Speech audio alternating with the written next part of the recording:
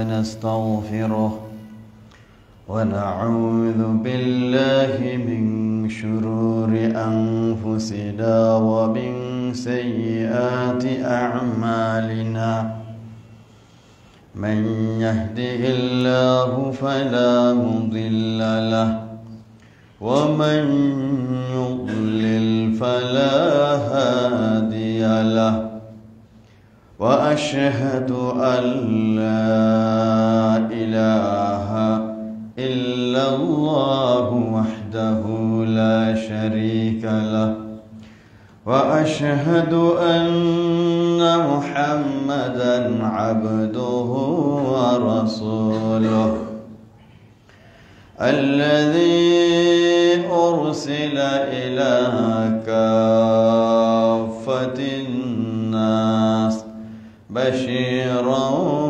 ونذيرا وداعيا إلى الله بإذنه وسراجا منيرا اللهم صل على محمد وعلى آل محمد كما صليت على إبراهيم وعلى آل إبراهيم إنك حميد مجيد اللهم بارك على محمد وعلى آل محمد كما باركت على إبراهيم وعلى آل إبراهيم إنك حميد مجيد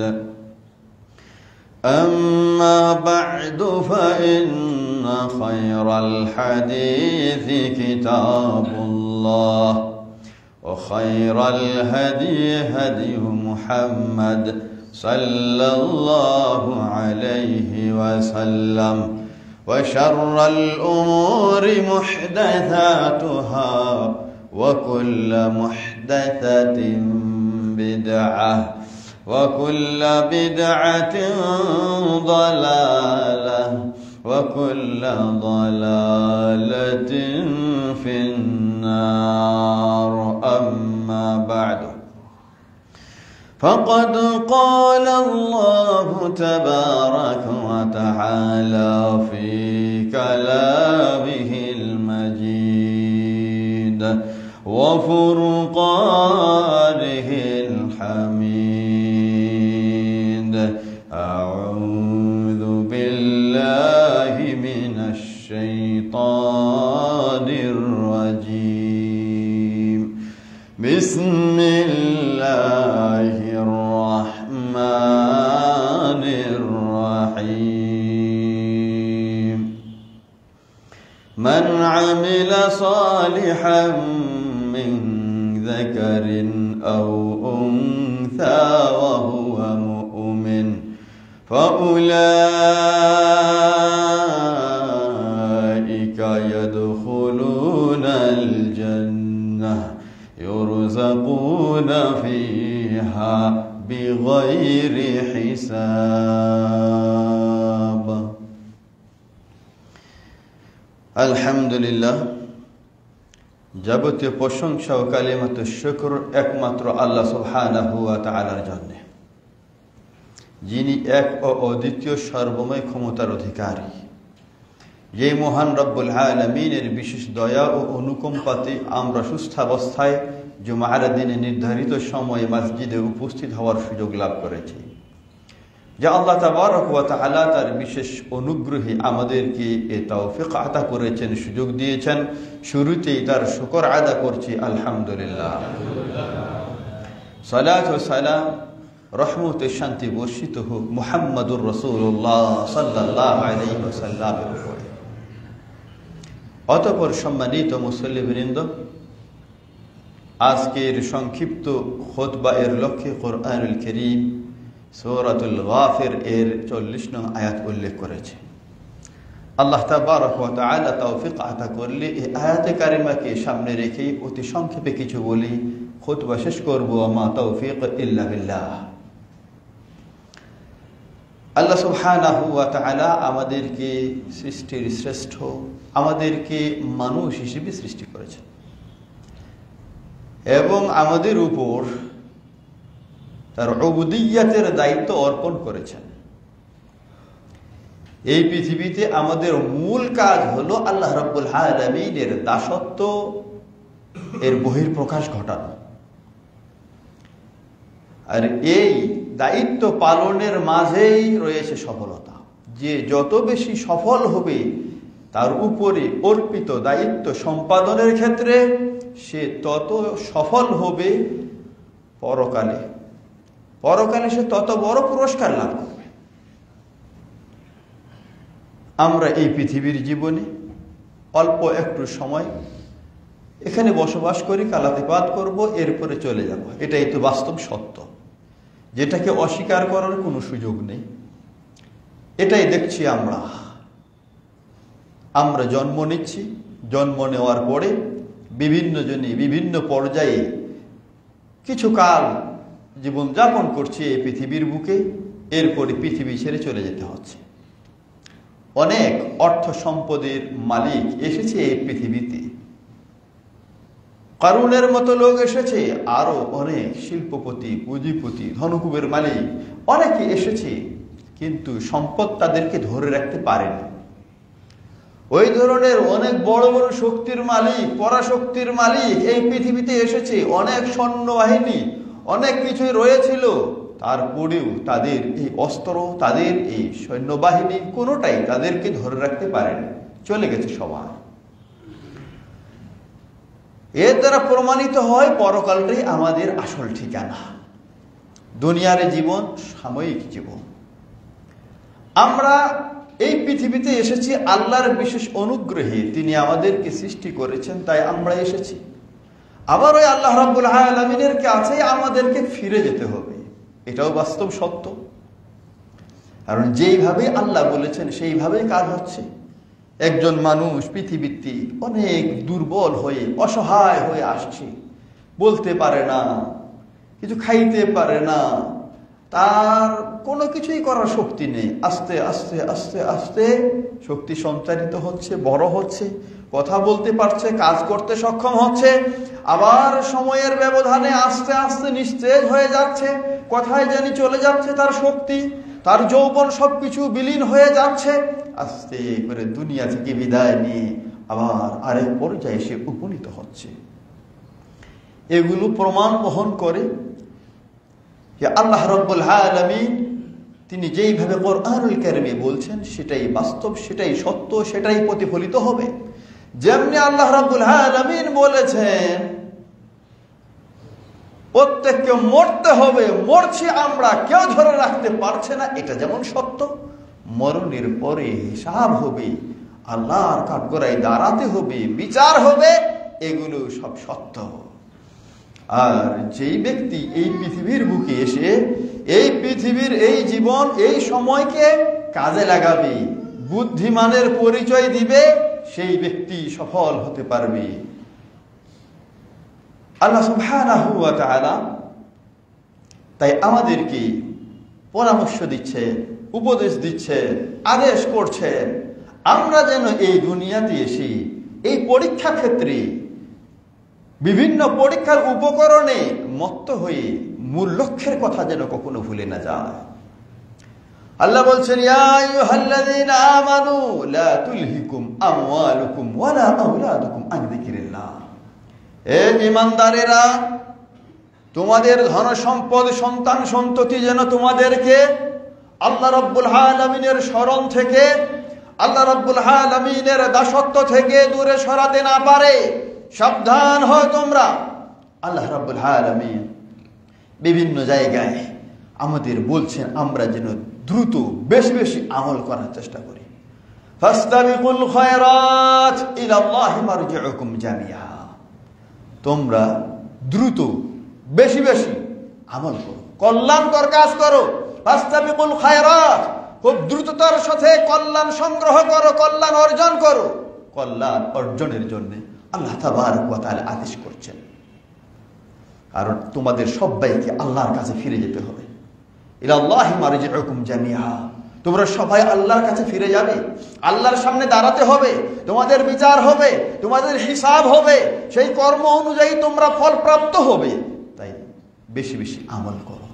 ফায়ুনাব্বিউকুম বিমা কুনতুম ফীহি তাখতালিফুন। তোমরা অনুসরণের দিক দিয়ে যেমন বিভিন্ন পর্যায়ে রয়েছো, কেউ হকের অনুসরণ করে, কেউ বাতিলের অনুসরণ করে, কেউ পরকালের পুঁজি সংগ্রহ করে, কেউ দুনিয়া নিয়ে মত্ত হয়ে থাকে, বিভিন্ন জনে বিভিন্ন পথ বিভিন্ন মত নিয়ে বিচরণ করে এই পৃথিবীতে। আল্লাহ সুবহানাহু ওয়া তাআলা বলছেন প্রত্যেকের ভিন্নতা, এর ভিত্তিতে আল্লাহ রাব্বুল আলামিন তোমাদেরকে অবহিত করবেন, মানে প্রতিদান দিয়ে। যে বাতিলের পথে অবলম্বন করবে, বাতিলের পথ অনুসরণ করবে, তাকে বাতিলের যে সাজা হবে সেটা দিবেন। যেই ব্যক্তি আল্লাহর সঙ্গে শিরক করবে, আল্লাহর নিয়ামতকে অস্বীকার করবে, তাকে আল্লাহ রাব্বুল আলামিন শাস্তি দিবেন। যেই ব্যক্তি আল্লাহর নিয়ামতগুলোকে সব স্বীকার করবে, আল্লাহর কৃতজ্ঞতা প্রকাশ করবে, আল্লাহর অনুগত হয়ে চলবে এই পৃথিবীর বুকে, আল্লাহ তাকে উত্তম প্রতিদানে ভূষিত করবেন। এইভাবে করে আল্লাহ রাব্বুল আলামিন আমাদের আমলগুলো আমাদের জানাবেন। সম্মানিত উপস্থিতি, যে যত আমল করবে দুনিয়াতে সে তত লাভবান হবে পরকালে। তাই আল্লাহ যে বললেন ফাস্তাবিকুল খায়রাত, বেশি বেশি কল্যাণকর কাজ করো। এই আয়াতের তাফসিরে কোন কোন মুফাসসির کرام বলছেন, যেই ব্যক্তি বেশি আমল করবে, মান সাবাকা ফিদ দুনিয়া ইলাল খায়রাত, দুনিয়াতে কল্যাণের দিকে যে যত বেশি অগ্রগামী হবে, ফাহুয়া সাবিকু ফিল আখিরাতি ইলাল জান্নাত, সে পরকালে তত বেশি জান্নাতের দিকে অগ্রগামী হবে। আল্লাহ রাব্বুল আলামিন বলছেন ওয়াসাবিকুনাস সাবিকুন উলাইকাল মুকাররাবুন ফি জান্নাতিন নাঈম। ওয়াসাবিকুনাস সাবিকুন, যেই সমস্ত লোকেরা এই দুনিয়ার বুকে আমলের ক্ষেত্রে অগ্রগণ্য হবে, আমলের ক্ষেত্রে ভালো ভূমিকা রাখবে, সেই সিয়ামে হোক, সালাতে হোক, হাজ্জে হোক, যাকাতে হোক, সাদকাতে হোক, তওবাতে হোক, জিকির আজকারে হোক, দান খয়রাতে হোক, যেই ব্যক্তি অগ্রণী ভূমিকা পালন করবে, অন্যদের সঙ্গে পাল্লা দিয়ে প্রতিযোগিতা করে সামনে অগ্রসর হবে, ওয়াসাবিকুনাস সাবিকুন, এরাই আল্লাহর কাছে অগ্রগামী হবে, পরকালের কল্যাণ লাভের ক্ষেত্রে এরাও অগ্রগামী হবে। উলাইকাল মুকাররাবুন, এরাই আল্লাহর নৈকট্য প্রাপ্ত বান্দা হবে, আল্লাহর নৈকট্য লাভ করতে পারবে, এবং এরাই ফি জান্নাতিন নাঈম, জান্নাতিন নাঈমে এরা বসবাস করতে পারবে। সুবহানাল্লাহ। আমল এর কোনো বিকল্প নেই, আমল করতে হবে। কল্যাণকর আমল যতটুকুই করব ততটুকুই উপকার আমরা পরকালে লাভ করতে পারব। তাই আমলের দিকে উদ্বুদ্ধ করেছেন আল্লাহ সুবহানাহু ওয়া তাআলা। তিনি আদেশ করেছেন, তিনি প্রতিযোগিতার কথা বলেছেন, রাসূল সাল্লাল্লাহু আলাইহি ওয়াসাল্লামও তাই করেছেন, অন্যান্য বুদ্ধিমান লোকেরাও বলছেন। যেমন কবি বলছেন, এক কবি বলছেন বাদির ইলাল খায়রাত ওয়াসার ইলা সালিহাত, কল্যাণকর কাজে দ্রুততার সাথে এগিয়ে চলো, ওয়াসার ইলা সালিহাত, সৎ আমল সম্পাদনে প্রতিযোগিতা করো, দ্রুত এগিয়ে চলো। তাহলে কি হবে? তানালাল বারাকাতি ওয়া তুস্তাজাবা মিনকা দাওয়াত ওয়া তুফররাজ লাকাল কুরবাত। যদি তুমি এইভাবে কাজ করতে পারো তাহলে দুনিয়া এবং পরকালে কল্যাণ অর্জিত হবে। দ্রুত গতিতে যে আমল করবে, যে উদ্দেশ্যে সৃষ্টি হয়েছে আমাদের, সেই উদ্দেশ্য বাস্তবায়নে যদি আমরা সচেতন হই, দ্রুততার সঙ্গে কাজ করতে পারি, তাহলে কবি বলছেন তানালুল বারাকাত, কল্যাণ অর্জন করতে পারবে, তুমি বরকত অর্জন করতে পারবে, এই দুনিয়াতে আত্মপ্রশান্তি লাভ করতে পারবে, দুনিয়াতে সুনাম সুখ্যাতি অর্জন করতে পারবে, দুনিয়ার কল্যাণ হাতছানি দিয়ে ডাকবে, এবং পরকালের কল্যাণও তার জন্য অর্জিত হবে। কবি বলেন দুনিয়ার কল্যাণ অর্জিত হবে এবং দোয়া করলে আল্লাহ দোয়া কবুল করবেন। আমরা দোয়া করি, দোয়া কবুল হয় না। আল্লাহ রাসূল সাল্লাল্লাহু আলাইহি ওয়াসাল্লাম বলছে, তুমি যদি বিপদের সময় তোমার দোয়া কবুল করা হোক এটা যদি কামনা করো, এটা যদি তোমার ইচ্ছা থেকে থাকে, তাহলে ফাকসিরি দোয়া, তুমি বেশি বেশি দোয়া করো, ফির রাখা, যখন স্বাচ্ছন্দ্যে থাকবে, কষ্টের সময়, বিপদের সময় তোমার ডাক আল্লাহ শুনুক, এই ইচ্ছা যদি তোমার থাকে, এই আশা আকাঙ্ক্ষা যদি থাকে, তাহলে তুমি যখন সুখের দিন কাটাচ্ছ, স্বাচ্ছন্দ্যে আছো, ভালোভাবে আছো, তখন বেশি বেশি আল্লাহকে স্মরণ করো, আল্লাহকে তুমি ডাকো। যেই ব্যক্তি সার্বক্ষণিক তার সৃষ্টির উদ্দেশ্য খেয়াল রাখবে, আল্লাহ রাব্বুল আলামিন এর পথ থেকে ধনসম্পদ, সন্তান সন্ততি, দুনিয়ার লোভ লালসা ইত্যাদি তাকে দূরে সরিয়ে না দিবে, বরং তার দায়িত্ব পালনে সব সময় সচেতন সজাগ থাকবে। আল্লাহ রাব্বুল আলামিনের কাছে যখন হাত তুলবে, আল্লাহকে ডাকবে, আল্লাহ রাব্বুল আলামিন তার ডাকে সাড়া দিবেন। আল্লাহ সুবহানাহু ওয়া তাআলা দুনিয়া এবং পরকালে তার সহযোগী হবেন। পরকালের অঢেল কল্যাণ আল্লাহ সুবহানাহু ওয়া তাআলা তাকে দিবেন। তাই আমি শুরুতে যে আয়াত পড়েছি, আল্লাহ বলছেন মান আমিলা সালিহান মিন যাকারিন আও উনসা ওয়া হুয়া মুমিন ফাউলাইকা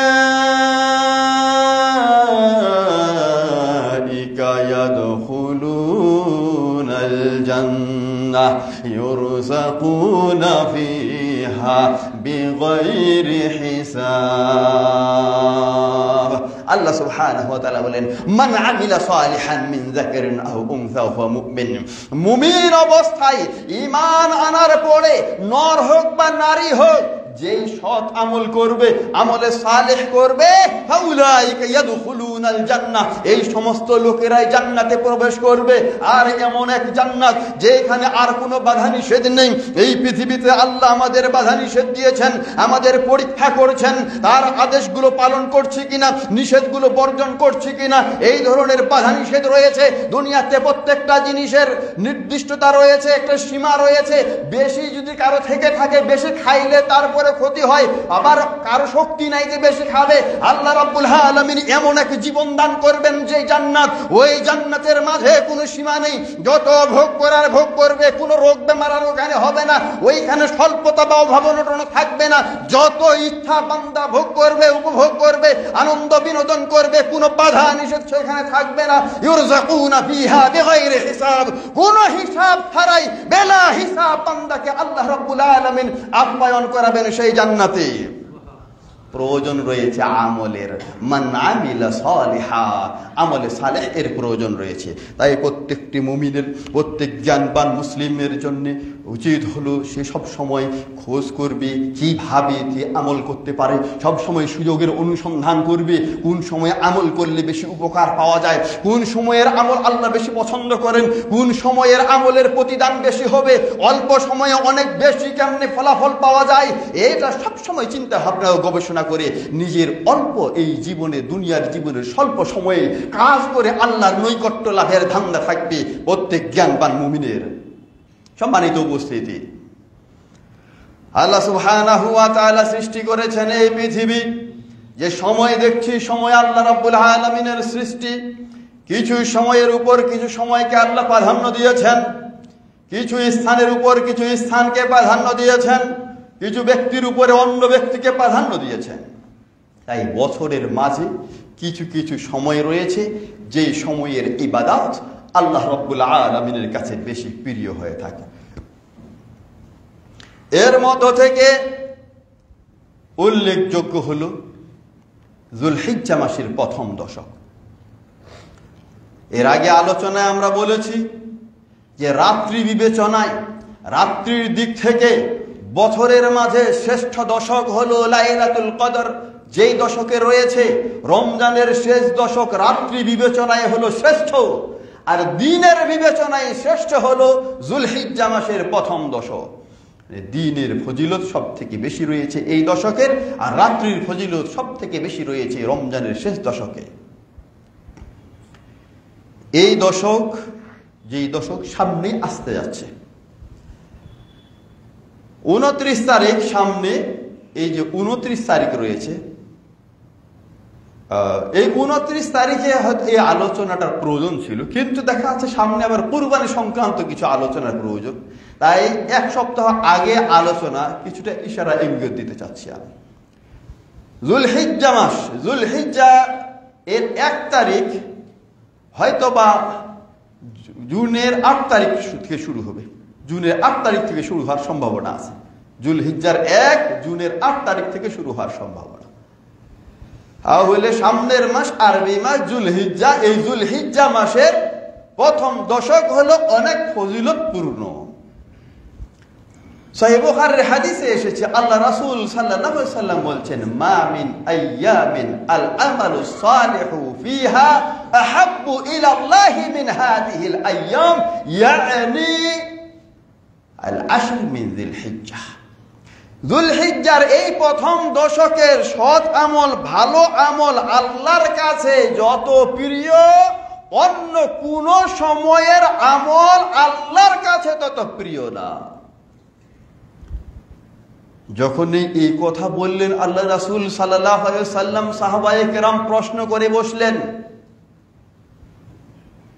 ওয়ালাল জিহাদ ইয়া রাসূলুল্লাহ, ওগো আল্লাহর রাসূল, অন্য সময়ে যদি কেউ আল্লাহর রাস্তায় জিহাদ করে, জিহাদের অনেক ফজিলত রয়েছে।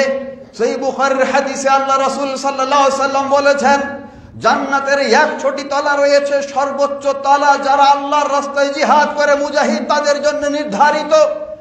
জিহাদের মাঝে বড় ধরনের ঝুঁকি রয়েছে, যে কোনো মুহূর্তে প্রাণ নাশ হবে সেখানে। নিজের সন্তান সন্ততি ইয়েতিম হয়ে যাবে, স্ত্রী বিধবা হবে, নিজের ধন সম্পদ হয়তো অন্য কেউ নিয়ে যাবে, যে কোনো সময়ে বড় ধরনের আঘাত পেয়ে হয়তো বা পুঙ্গ হয়ে যেতে পারে। অনেক ঝুঁকি রয়েছে জিহাদের মাঝে।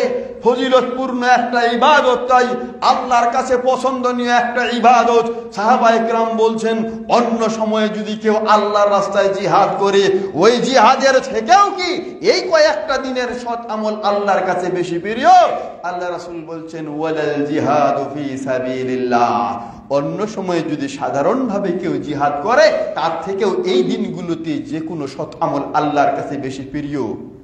তবে ইল্লা রাজুলুন খারাজা বিনাফসিহি ওয়া মালিহি ফালাম ইয়ারজি মিন যালিকা বিশাই, কোন ব্যক্তি তার ধন সম্পদ এবং জীবন নিয়ে বেরিয়ে গেল, ধন সম্পদ আল্লাহর রাস্তায় যুদ্ধের জন্য উৎসর্গ করে দিয়েছে, নিজের জীবন নিয়ে নিজেও যুদ্ধের ময়দানে ঝাঁপিয়ে পড়েছে, সম্পদও গেল, নিজের জীবনও গেল, শহীদ হয়ে গেল, এই ব্যক্তির বিষয়টা ভিন্ন, এই ব্যক্তির ফজিলত বেশি হবে।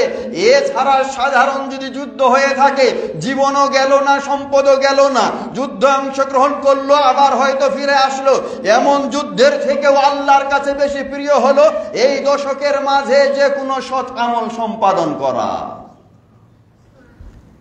এই 10টি দিন খুবই প্রিয় আল্লাহর কাছে। প্রিয় হওয়ার কারণ কি?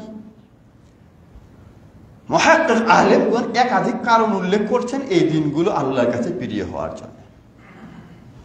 বলছেন কোরআনুল কারীমে যে আইয়াম মালুমাত বলছেন আল্লাহ রাব্বুল আলামিন, বিশেষ কিছু দিন, ওই বিশেষ কিছু দিন হলো এই 10 দিন। আল্লাহ বলছেন, লিয়াশহাদু মানাফিআ লাহুম ওয়া ইয়াযকুরু ইসমাল্লাহি ফি আইয়ামিন মা'লুমাত, যে বিশেষ দিনগুলোতে আল্লাহ রাব্বুল আলামিনের জিকির করবে, তারা আল্লাহকে স্মরণ করবে। যে এই বিশেষ দিন হলো এই 10টি দিন। অনুরূপভাবে যে 10টি দিনের ব্যাপারে সূরাতুল ফজর এসেছে, আল ফজর ওয়া লায়ালিন আশর, আল্লাহ রাব্বুল আলামিন শপথ করে বলছেন ফজরের, এবং শপথ করেছেন এই 10টি দিনের, 10টি রাত্রি বল 10টি দিন।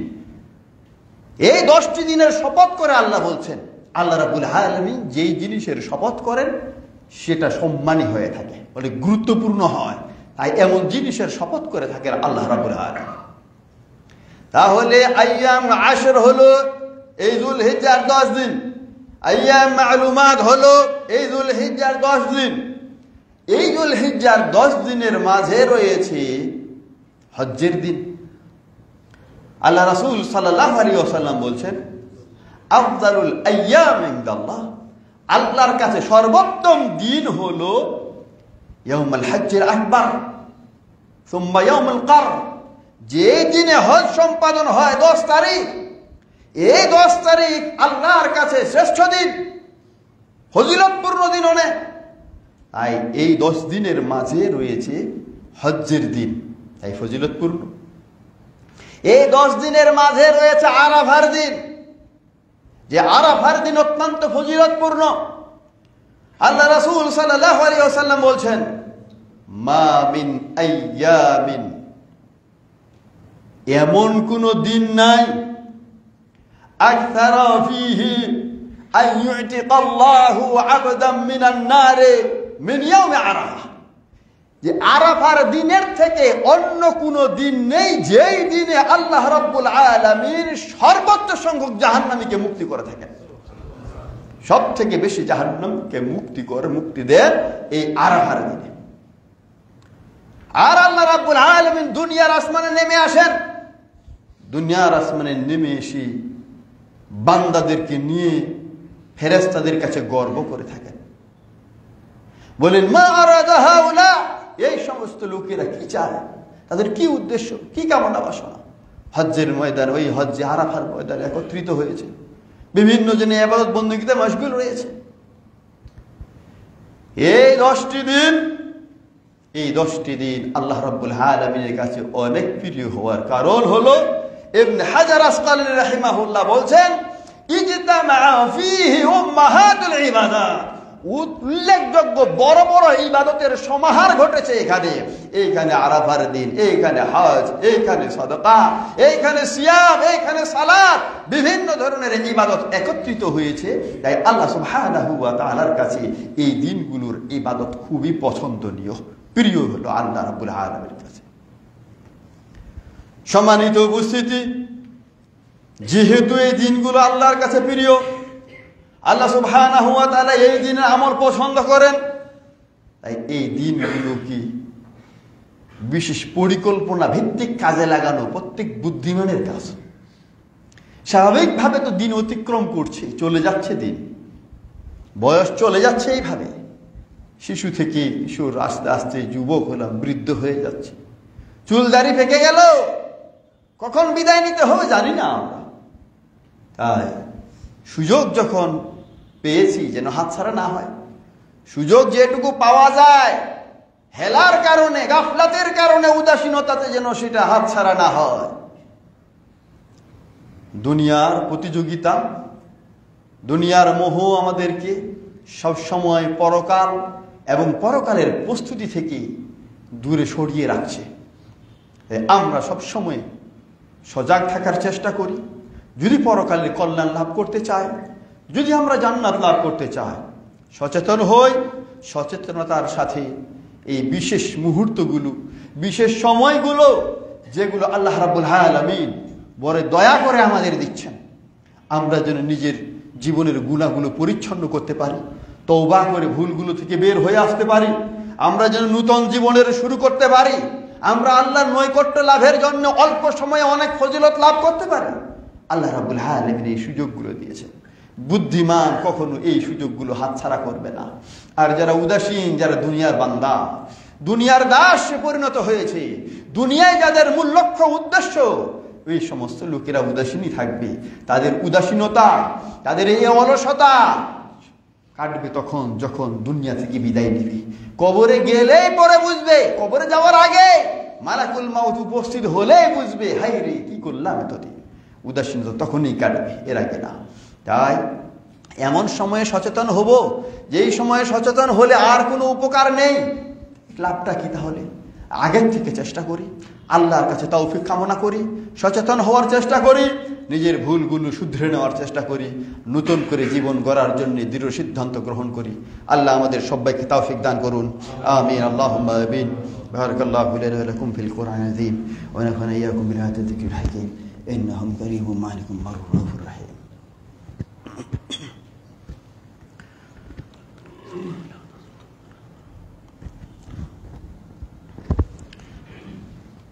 إن الحمد لله والصلاة والسلام على رسول الله وعلى آله وصحبه ومن والاه أما بعد। সম্মানিত মুসল্লিবৃন্দ, আল্লাহ সুবহানাহু ওয়া তাআলা সামনে যুলহিজ্জা এর প্রথম দশক, এই প্রথম দশককে তিনি চয়ন করেছেন, এর বিশেষ ফজিলত দিয়েছেন। বছরের অন্যান্য সময়ের উপরে এই সময়ের শ্রেষ্ঠত্বতা রয়েছে। এই সময় কি করব তাহলে আমরা? এই সময়ের আমল আল্লাহর কাছে খুবই পছন্দনীয়। তাহলে কি আমল করব এই সময়ে? এই সময়ে বিভিন্ন ধরনের আমল রয়েছে, কিছু করণীয়, কিছু বর্জনীয় রয়েছে। কিছু করণীয়, কিছু কাজ সম্পাদন করতে হবে, কিছু এড়িয়ে চলতে হবে, বর্জন করতে হবে। উম্মে সালামা থেকে বর্ণিত সহিহ মুসলিমের হাদিসে এসেছে যে ক্বালা রাসূলুল্লাহ সাল্লাল্লাহু আলাইহি ওয়াসাল্লাম ইযা দাখালাতিল আশর, যখন এই দশক উপনীত হয়, ওয়া আরাদা আহাদুকুম আন ইউযাহিয়া ফালা ইয়ামুসসা মিন শা'রিহি ওয়া বাশারিহি শাইআ, যখন যুলহিজ্জার দশক উপস্থিত হয় আর তোমাদের কেউ কুরবানির ইচ্ছা পোষণ করে থাকে, তাহলে সে যেন তার চুল, তার চামড়া কোনো কিছু স্পর্শ না করে। আর মানে চাঁদ উঠার পরে কুরবানি না করা পর্যন্ত এই সময়ের মাঝে চুল, পশম, চামড়া কোনো কিছুই কাটা ছাটা নিষিদ্ধ কাজ। যেই ব্যক্তি কুরবানি করবে তার জন্য আলেমরা কেউ কেউ বলছেন, যারা কুরবানি করবে তার জন্য এই সময়ে চুল, চামড়া ইত্যাদি কাটা ছাটা এটা হারাম। সহিহ মুসলিমের হাদিস। যারা কুরবানি করবে তারা কাটতে পারবে না, যাদের কুরবানির সামর্থ্য নেই। ওই ব্যক্তি কি করবে? এখন কুরবানির সামর্থ্য যদি না থেকে থাকে, এই ক্ষেত্রে একটি হাদিস এসেছে, হাদিসের সনদে একটি রাবী রয়েছেন যার মাঝে দুর্বলতা রয়েছে, হাদিসটাতে হালকা দুর্বলতা রয়েছে। তারপরেও কিছু কিছু আলেম হাদিস অনুযায়ী আমলের প্রতি উৎসাহ দিয়েছেন, যেহেতু দুর্বলতাটা খুব মারাত্মক না, হালকা দুর্বলতা বলেছেন। এক ব্যক্তি আল্লাহ রাসূল সাল্লাল্লাহু আলাইহি সাল্লামকে বলছেন যে আমার একটাই তো মাত্র ছাগি, এটা কি তাহলে আমি কুরবানি করব? আল্লাহ রাসূল সাল্লাল্লাহু আলাইহি সাল্লাম তাকে বলছে যে না, ওইটা তুমি কুরবানি করিও না, বরং যখন থেকে চাঁদ উঠবে তখন থেকে অন্যরা কুরবানি করা পর্যন্ত এই সময়ে তুমি তোমার চুল বা নখ, চামড়া ইত্যাদি কাটাকাটি থেকে বিরত থাকবে। অন্যরা যখন কুরবানি করবে তখন তুমি এগুলো কাটবে, তাহলে তুমি পরিপূর্ণ কুরবানির সওয়াব লাভ করবে। তাই এই হাদিস অনুযায়ী আমল করতে পারে যারা কুরবানি দিবে না, দেওয়ার সামর্থ্য নেই এমন ব্যক্তিরা। কুরবানি নিয়ে আমরা সামনের জুমাতে কথা বলবো, কি ধরনের পশু কুরবানি দিব, কুরবানির নিয়ম পদ্ধতি ইত্যাদি নিয়ে সামনের জুমায় কথা বলবো। তাহলে এই দশকে যারা কুরবানি করবে এমন সব লোক, তার নখ, চুল, দাড়ি ইত্যাদি যাই হোক, দাড়ি কাটা তো সবসময় হারাম, দাড়ি কাটা সবসময় হারাম, আর এই সময়ে চুল বা পশম বা চামড়া যাই হোক কোন শরীর থেকে কোনো কিছু কাটা চলবে না তাদের। অনুরূপ ভাবে এই সময়ে এই দশকের আমলের মধ্য থেকে মনে করুন তওবা করা। তওবা একটা ইবাদত, একটা ভালো কাজ। দেখা যায় যে কখনো কখনো তওবা এর কিছু কাজ প্রতিবন্ধক হয়ে থাকে, কিছু অপরাধ। আর এই ফজিলতপূর্ণ সময় তওবা কবুল হওয়ার জন্য অগ্রগণ্য। তাই একটা আমলও বটে, ইবাদত। তা আল্লাহ রাব্বুল আলামিন কাছে বান্দা তওবা করবে, নিজের ভুল স্বীকার করবে, নতু স্বীকার করবে, ফিরে যাবে আল্লাহর দিকে, এটা পছন্দ করে। তাই তওবা করা, এই সময়ের মাঝে তাকবীর পড়া, আল্লাহ রাব্বুল আলামিনের বেশি বেশি জিকির করা, ওয়ালিয়াযকুরু ইসমাল্লাহি আলা মা রাযাকাহুম মিন বাহিমাতিল আনআম। এই সময়ে প্রাণী কুরবানি যে করবে সেখানে জিকির, এছাড়াও এমনি সাধারণভাবে জিকির। সহিহ বুখারীর হাদিসে এসেছে, ইবনে ওমর রাদিয়াল্লাহু আনহু, আব্দুল্লাহ ইবনে ওমর, আরো কোন কোন সাহাবী বা আবু হুরায়রা, তারা রাস্তাঘাটে চললে তাকবীর পড়তেন। তাই যখন থেকে চাঁদ উঠবে যুলহিজ্জা মাসের, যখন থেকে চাঁদ উঠবে তখন থেকে তাকবীর চলবে, তখন থেকে নিয়ে কোরবানি পর্যন্ত তাকবীর। এখানে দু ধরনের তাকবীর রয়েছে। আরেকটা তাকবীর আরাফার দিনের ফজরের পর থেকে নিয়ে 13 তারিখ আসর পর্যন্ত চলবে। তাই সাধারণত এই দিনগুলোতে তাকবীর পড়া, বেশি বেশি তাকবীর পড়া। সাহাবায়ে কেরাম তাকবীর পড়তেন, তাদের শুনে অন্যরাও পড়তো। হাট বাজারে চলতে ফিরতে তাকবীর পড়তেন, অন্যরা যারা হয়তো উদাসীন আছে তারাও খেয়াল করতো, তারাও তাকবীর পড়তো। আল্লাহর মহানত্বের ঘোষণা করা, বেশি বেশি তাকবীর পড়া। অনুরূপ ভাবে একটি কাজ হলো সিয়াম পালন করা, সিয়াম পালন করা, নফল সিয়াম। আল্লাহ রাসূল সাল্লাল্লাহু আলাইহি ওয়াসাল্লাম যুলহিজ্জার প্রথম 9 দিন সিয়াম পালন করতেন। প্রথম 9 দিনে তিনি সিয়াম পালন করতেন। তবে এই ক্ষেত্রে আবার সহিহ মুসলিমের একটি হাদিস রয়েছে, সহিহ মুসলিমের হাদিস, যেই হাদিসে আয়েশা রাদিয়াল্লাহু আনহা বলছেন, মা রাআইতু রাসূলুল্লাহি সাল্লাল্লাহু আলাইহি ওয়াসাল্লাম ফিল আশরি সাইমান কাত, আল্লাহ রাসূলকে এই দশকে কখনো সিয়াম পালন করতে দেখিনি। মানে দুই হাদিসের মাঝে বৈপরীত্যতা পরিলক্ষিত হয়, একটা যেন আরেকটার বিপরীতে। তাই এই বিপরীত হাদিসটা যারা পায় তারা বলে যে না, সিয়াম রাখা চলবে না। অথচ মুহাক্কিক, মুহাদ্দিস এবং উলামায়ে কেরাম এর ব্যাখ্যাতে বলছেন যে এই যে আয়েশা রাদিয়াল্লাহু আনহার হাদিস, এই হাদিস দিয়ে বুঝানো হয়েছে যে আল্লাহ রাসূল সাল্লাল্লাহু আলাইহি ওয়াসাল্লাম সফররত অবস্থায় থাকলে এই দিনে সিয়াম পালন করতেন না, অথবা অসুস্থ হইলে এই দিনে তিনি সিয়াম পালন করতেন না। প্রথমে যেটা বলেছি বুখারীর হাদিসটা, যেই হাদিসে বলা হচ্ছে যে এই দিনগুলোর আমল আল্লাহর কাছে সব থেকে বেশি প্রিয়, আমলে সালেহ এর মাঝে অন্তর্ভুক্ত সিয়ামও একটা। আমলে সালেহ যেমন সালাত, আমলে সালেহ সিয়াম বা রোজা রাখা, সদকা করা, সবই আমলে সালেহ। তাই সাধারণভাবেও সিয়াম স্বীকৃত। এছাড়াও অন্য যে হাদিসটা বলেছি, সুনানে এসেছে হাদিস, ওই হাদিসে বলা হচ্ছে আল্লাহ রাসূল সাল্লাল্লাহু আলাইহি সাল্লাম এই 9 দিনের সিয়াম পালন করতেন।